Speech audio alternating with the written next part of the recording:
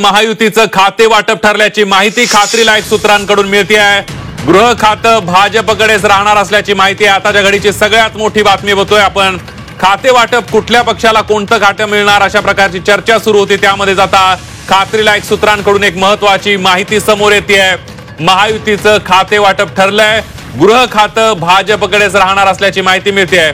तर नगर विकास खातं शिवसेनेकडे, अजित पवारांकडे अर्थ खातं राहणार आहे। अखेर महायुतीचं खातं वाटप ठरलंय, त्या 24 तासात खाते वाटप होणार असल्याचा शिक्कामोर्तब होणार आहे, अंतिम शिक्कामोर्तब होणार आहे। थेट जाऊयात, आपले प्रतिनिधी ओम देशमुख आपल्या सोबत आहेत। ओम, अगदी बरोबर आहे। भाजपकडनं आणि महायुतीकडनं जे खातेवाटप रखडलं होतं ते आता जवळपास निश्चित झालंय। 24 तासांमध्ये या खातेवाटपावर अंतिम शिक्कामोर्तब होईल।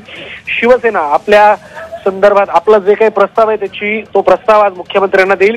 राष्ट्रवादी काँग्रेस आपला प्रस्ताव मुख्यमंत्र्यांना उद्या देईल आणि यामध्ये 2 दिवसात हे सगळं प्रोसिजर पूर्ण करून येत्या 24 तासांमध्ये खाते वाटप निश्चित करण्याचं भाजपने निश्चित केलंय। महत्वाचा मुद्दा म्हणजे गृह खातं असेल किंवा इतर महत्वाची खाती ज्याबद्दल काहीसं कन्फ्युजन होतं त्यावर सुद्धा स्पष्टोक्ती आलेली आहे। गृह खातं भाजप स्वतःकडे ठेवणार आहे, त्यासोबतच महसूल, सार्वजनिक बांधकाम, पर्यटन आणि ऊर्जा खातं भाजपच्या हातात असेल।